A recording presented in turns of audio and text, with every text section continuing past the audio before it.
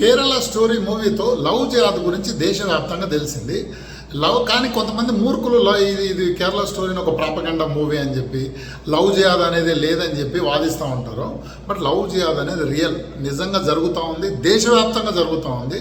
రీసెంట్గా TCS BPOలో, నాసిక్ BPOలో ఒక 8 మంది గ్యాంగ్ కలిసి, అంటే అందులో ఒక HR లేడీ కూడా ఉన్న వాళ్ళు ఉంది, హిందూ అమ్మాయిల్ని ట్రాప్ చేసి వాళ్ళని సెక్సువల్గా అరెస్ట్ చేసి వాళ్ళని బ్లాక్మెయిల్ చేసి వాళ్ళని కన్వర్ట్ చేసి లవ్ జిహాద్లోకి దింపిన సంఘటన దేశాన్ని షాక్ గురి చేస్తూ ఉంది.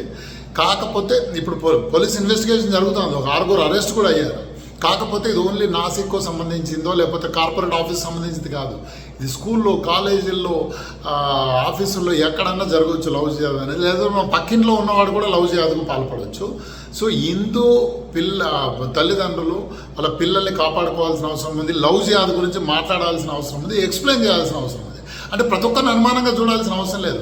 బట్ ఎప్పుడైతే ఫ్రెండ్షిప్ పేరుతోనో ఇంకేదో పేరుతోనో మనకు పరిచయం అయ్యి అతి చనువు ప్రదర్శించి వాడి మతం గురించి, దేవుళ్ళ గురించి ఎక్స్ప్లెయిన్ చేస్తూ మన హిందూ ఆచారాల గురించి, దేవుళ్ళ గురించి రెడిక్యూల్ చేస్తాడో అలాంటి వాళ్ళతో జాగ్రత్తగా ఉండాలి.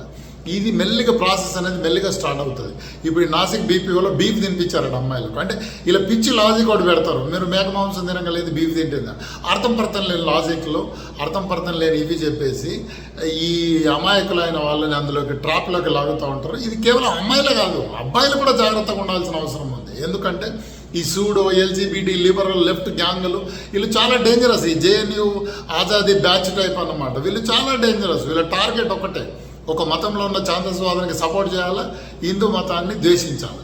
అట్లా మన పిల్లలకు మన హిందూ మతం మీద ఒక దేశాన్ని నూరిపోసి వాళ్ళని దీని నుంచి సపరేట్ చేసి అడిదిక్కుగా లాక్కపోతూ ఉంటారు. సో యాంటీ సోషల్ ఎలిమెంట్స్గా తయారయ్యే అవకాశం ఉంది, లేదా ఆడపిల్లలు బాధితులయ్యే అవకాశం ఉంది.